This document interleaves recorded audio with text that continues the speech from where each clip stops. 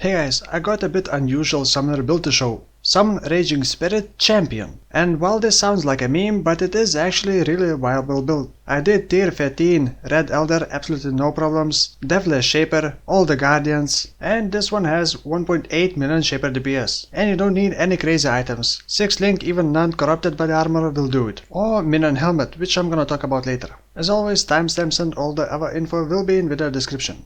So, why Champion? Since Raging Spirits use melee attacks, and melee attacks need accuracy, they do have pretty low hit chance at higher levels. And you could use Lycosidai Shield with Necromantic Aegis to make your minions always hit, but then again, if you look at Necromancer, it doesn't have anything too special for Raging Spirits. Skill effect duration and minion movement speed can be achieved from the passive skill tree and essence crafted rings and amulet. So I thought may as well use Champion, because Champion has Worthy Pole. When you taunt enemies, those enemies will take 20% increased damage and they will not be able to evade attacks. Which means it affects all of your allies, including party members and minions. And a note before that gives you a 100% chance to taunt on a hit, which works for any hits including spells, but not minion hits, it must be your hits. So you can use spells like Orb of Storms or Lighting or Arc to taunt enemies and apply this debuff and to make your SRS always hit and do increased damage against those enemies. The other thing about Champion is that you can always have Fortify. And while you have Fortify, you also get plus 1000 armor and evasion. And you cannot be stunned. My character is level 88, but at level 90 I would have 6.1k life, almost 6.5 thousand armor and over 3k evasion. Also, you know how summoners are usually loaded with skill gems and they don't have enough sockets and don't have enough space on the skill bar? So I try to minimize that and automate as many things as possible. For example, while mapping I have Ball Lighting, which is linked with Curse on Hit, Elemental Weakness, which also taunts enemies and triggers Elemental Equilibrium, which lowers enemies' fire and cold resistance. I basically wanted to minimize the clunkiness of the usual summoner build, but there are still cases where it just feels bad, just feels clunky, like entering Incursion, where you don't get any minions and you need to summon them, and while doing that usually you are taking a lot of heat, enemies are all targeting you and your golem. By the way, I'm gonna talk why flame golem later. And map clear may feel sluggish and slow, but actually it's not that bad. I was getting 150 million XP per hour at level 87. Another minor problem I had was against the unshaped boss before the shaper. It was targeting me all the time and shooting frostbolts, and that meant my Raging Spirits kept going through the frostbolts and kept dying, so it was pretty difficult to deal with that. But other than that I had no problems with any other bosses. I did also try Ul Domain, which was also pretty easy. Even finished the challenge to defeat Minotaur without getting hit by the slam. I don't even know how that happened, but oh well. So yeah, the build is all around pretty good. So let's talk about items and skills. Starting with my weapons, it's basically 2 scepters from the temple with minion damage and also crafted cast speed. If you like going fast, you could replace main scepter with the bright beak and use deep slamming to go fast. And against bosses, just swap it with the proper scepter. If in the future getting weapons from the temple is difficult, you could still use the Scorched Claws, which gives 70% minion damage. But we lack cast speed, which is actually pretty needed for this. Now, as for the helmet, since I couldn't get 6-link body armor, I decided to experiment a bit and went for the corrupted helmet. Basically I crafted plus 3 minion helmet with level 16 minion damage support gem and went to test my luck in the corruption chamber. I'm not gonna ask for good RNG, but I'm gonna let the game decide if I should get what I want this time or not. But what I want is plus 2 to fire, plus 2 to duration. Heh.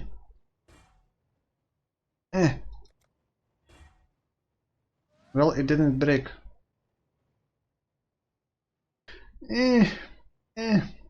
Now, you may think that this helmet is crazy and very expensive, but actually no. Turns out that even 6-link non-corrupted body armor would have more damage than with this helmet. In fact, I am even using level 21 quality 20 SRS in that helmet, and I would still have more damage using level 20 SRS in a non-corrupted 6-link body armor. But I thought that it is more fun to try to craft something than to just waste your currency trying to 6-link something. You know what? In fact, if you got Elder Helmet with level 20 Immolate and level 18 minion minimum damage, non-corrupted, it would still be exactly the same damage as with my helmet. Basically the only thing that changes with level is SRS life, and SRS life can be pretty important in higher tier maps. With my helmet I gain almost 3000 life for each SRS. So keep this in mind that this build can be pretty cheap, but if you want to invest, you can definitely get something way better. I will include those helmets inside Path of Building so you can check them out. Now for the SRS links inside my helmet, I do have SRS linked with melee splash, elemental damage with attacks, and rootless. I do swap melee splash with multi-strike. Instead of rootless you could use elemental focus, but I wanted to use rootless because it adds extra layer of defense, I guess, because you can stun weaker enemies sometimes, and the damage difference isn't that big. Also in my fast weapon I do have level 1 cast and damage taken linked with level 8 arc and level 7 desecrate, and I do swap this low level desecrate with high level desecrate so I can cast it manually when I need to against bigger bosses. And in the second weapon I do have Blighting linked with Curse on Hit and Elemental Weakness. And I do prefer to use Orb of Storms instead of Blighting against well, Guardians, Shaper, even Elder as well. Simply because it gives you more freedom. You just drop Orb of Storms and you know it will keep taunting, it will keep triggering EE, it will keep cursing enemies. Next I do have Grip of the Council Gloves, which gives 20% physical damage as extra cold damage to my minions. It does have a slight drawback because it reduces minion movement speed by 10%, which isn't that big of a deal. But if you got really good 2 Abyssal Jewels for minions, you could use Thumb Fist, but you may have to rebalance your resistances. My both rings and amulet are essence crafted with minion movement speed, some resistances, some life. Belts and boots are nothing special, just life and resistances. Same for body armor. Actually I got this body armor from the temple. It has some armor, good life, triple resistances, everything you need. As for Abyss Jewels, you want jewels like these, with maximum life, minion attack speed, and then either flat minion fire damage, physical damage, chance to blind enemies on hit with minion attacks, or even resistances if you need, but the most damage comes from minion attack speed. As for the rest of my skills in the body armor, I also have level 1 cast when damage taken linked with level 3 Mortal Coil and Flesh Offering high level. I like to cast it manually. Then I also have Flame Dash linked with 5-star casting and Portal. In my boots I have my aura setup, Hatred and Anger linked with Generosity and Enlighten level 3. Generosity is very important because you don't want to mess up your elemental equilibrium. Enlighten is also kind of important because you don't really have a lot of mana to cast your SRS, and that's why I also carry Mana Flask. And in my gloves I have another interesting mechanical setup. Summon Flame Golem linked with Minion Life, Culling Strike and Combustion. We discussed this on the stream and I cannot guarantee, but Combustion should work all the time because normally enemies ignited by supported skill have reduced fire resistance from the combustion, but your SRS can also ignite. But it seems that the game counts all the ignites except it chooses only one, the strongest ignite, to do the damage, but the process of the igniting with the Flame Golem should still proc the combustion. So the Flame Golem works like a debuffer plus Culling Strike, and it has almost 20,000 life, so it's also pretty tanky. And while leveling I was just using the Red Covenant helmet with plus 2 duration tabula, was also using just 1 aura until I got reduced mana reserve nodes from the passive skill tree, and I was using minion speed support gem instead of essence crafted rings and amulet.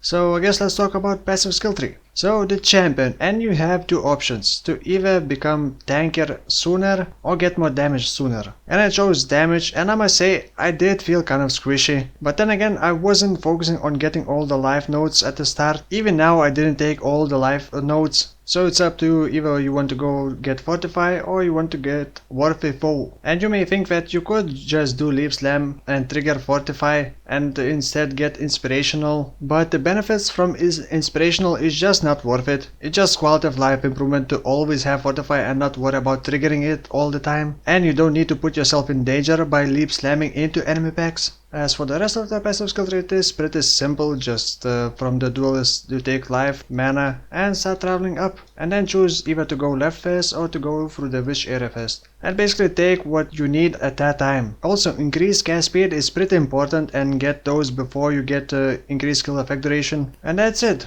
And general process of engaging bosses is just go near the boss but not close enough, then summon as many SRS as you can, then cast Desecrate 1 or 2 times, then Flesh Offering, and then quickly go to the boss, drop Orb of Storms, and start singing Kumbaya. Against bigger bosses like Shaper you probably won't be able to sing Kumbaya, so just focus on the fight instead. Keep resummoning, keep dropping Orb of Storms, very important to keep dropping Orb of Storms, and if possible also drop Desecrate and Flesh Offering. And that's pretty much all. My next build is most likely gonna be Ground Slam with Nagamo's Flame Stun build. Oh, and Berserker for more memes. I'm not sure how that's gonna go, but I'm pretty sure it's not gonna be Shaper viable, but still it could be a fun build. If you got time, I am streaming every day at around 9 AM London time zone for like 6 to 8 hours. So thank you for watching and see you soon.